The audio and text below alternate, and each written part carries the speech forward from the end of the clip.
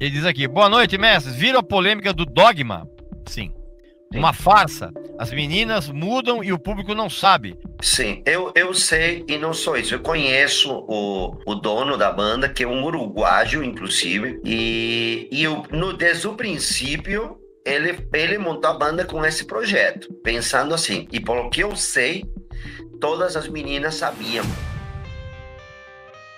Como muitos de vocês já devem ter acompanhado, há pouco mais de uma semana ocorreram as demissões das 3 integrantes da banda Dogma, que já não são mais anônimas, né? E ao mesmo tempo em que isso aconteceu, elas fizeram graves denúncias ao empresário / idealizador do projeto, incluindo controle arbitrário, manipulação, maus tratos, além de estar tratando todas as musicistas que passam pela banda apenas como peças descartáveis. Eu expliquei isso com mais detalhes no vídeo anterior, caso você não tenha assistido, eu vou deixar na tela final desse vídeo. Enquanto isso, o perfil oficial da Dogma postou somente o pronunciamento mais formal sem maiores detalhes, resumidamente dizendo que estão cientes das acusações e que as mudanças fazem parte do crescimento da banda.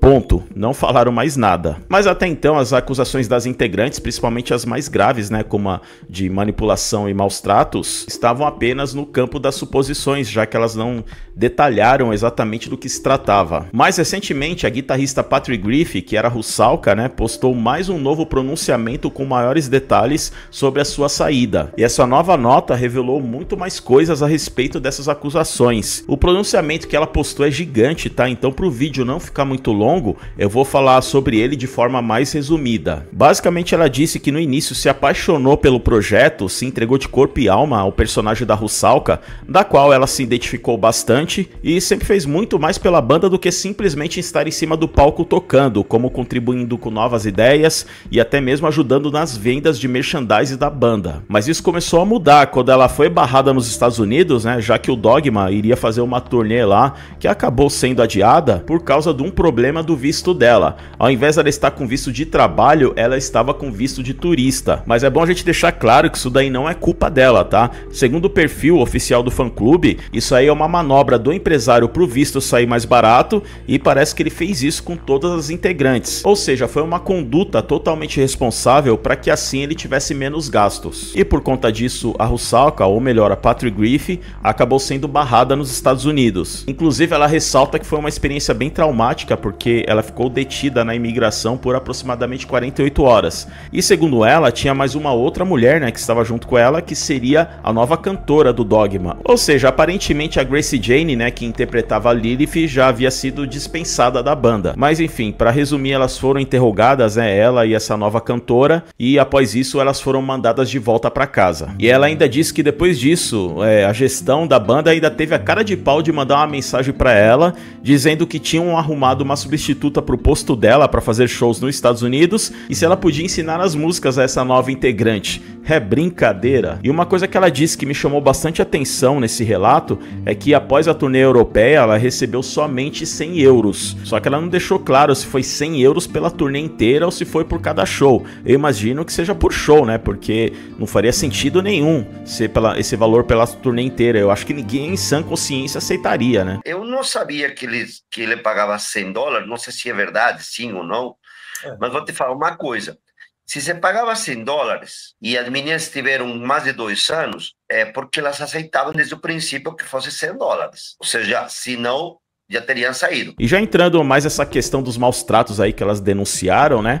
Ela falou de algumas atitudes meio desumanas do empresário, como por exemplo que ela só podia comer 2 vezes ao dia porque eles não ofereciam uma terceira refeição. Disse também que era manipulada quando tentava negociar melhores condições de trabalho no contrato, e sobre as turnês, as datas eram marcadas em cima da hora, o que atrapalhava bastante a sua vida pessoal e das outras. E sempre que ela questionava sobre algo que ela não estivesse concordando, ela ouvia coisas do tipo de que ela não era obrigada a estar ali, e se ele, um empresário, tivesse mais grana, ele contrataria outra pessoa no lugar dela. E ela ainda finaliza dizendo que ficou arrasada, muito frustrada por conta do que aconteceu nessa viagem fracassada aos Estados Unidos, que deu errado por conta das falhas da gestão da banda, e que ela viu quanto elas eram substituíveis, já que no final das contas o empresário ainda conseguiu arrumar uma substituta para para tocar no lugar dela e ainda fazendo playback. Isso meio que corroborando com aquelas acusações que elas tinham feito, né, naquele primeiro pronunciamento, de que elas eram tratadas como peças descartáveis. Cara, se tudo isso aí que ela relatou realmente for verdade, e levando em consideração que a Dogma é uma banda de contratadas, isso não quer dizer que as musicistas não devam ser tratadas com respeito e profissionalismo, né? Há muitas bandas aí em que um ou dois determinados músicos é quem são os donos do projeto, ou artistas de carreira solo, mas pelo menos a coisa é feita de forma muito mais profissional, em que esses integrantes contratados, sejam homens ou mulheres, têm condições adequadas de trabalho e são tratados com respeito, pelo menos em via de regra, né? Ainda que não tenha um forte vínculo de amizade com o dono da banda, ou empresário, ou seja lá quem for. É o mínimo que se espera de alguém que está contratando um músico, né, para tocar na sua banda. E para completar o perfil do fã-clube da Dogma, que a última vez que eu vi tinha até mudado de nome, agora é Death Drive Fury. Enfim, eles ainda postaram mais um relato de uma outra musicista que, pelo que eu entendi, era para ter sido vocalista da Dogma em 2024. Acredito que antes da Grace Jane entrar, né? O nome dessa cantora é Kim Janet, e detalhe, viu, pelo que eu vi alguns vídeos no perfil dela, a mulher canta demais, hein?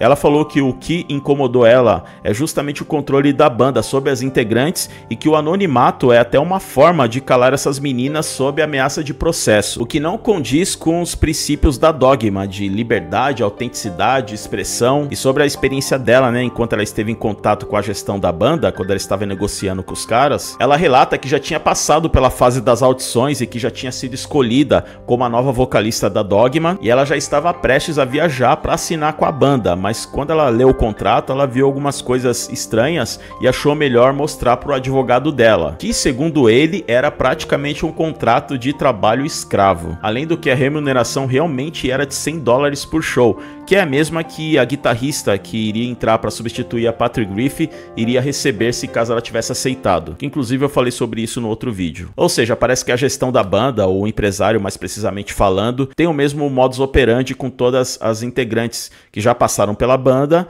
ou as que são convidadas a integrar. Cara, e por mais que a gente analise a coisa toda de uma forma mais imparcial, fica cada vez mais difícil qualquer tentativa de tentar defender o lado desse empresário, porque os caras até agora não rebateram essas acusações de forma mais incisiva, só postaram aquele comunicado protocolar genérico, como eu expliquei no outro vídeo, e pior, eles fizeram questão de desativar os comentários. Bem estranho, né? Então o que dá a entender é que realmente há problemas sérios na gestão da banda, ou melhor, né, desse projeto, dessa Girls Band. E claro, né, não é o primeiro caso na indústria musical, seja lá de qual estilo for. De qualquer forma, vamos aguardar aí nos próximos dias se haverão novas atualizações sobre este caso. E lógico, se você quiser ficar por dentro, se inscreva aí no canal, ative as notificações. E obrigado mais uma vez pela sua audiência. Não se esqueça de deixar o seu like e põe aí nos comentários qual que é a sua opinião sobre essa treta toda e os desdobramentos até o momento. Meu nome é Daniel Borgens, este é o canal Investigando Música, espero te ver no próximo vídeo e até logo.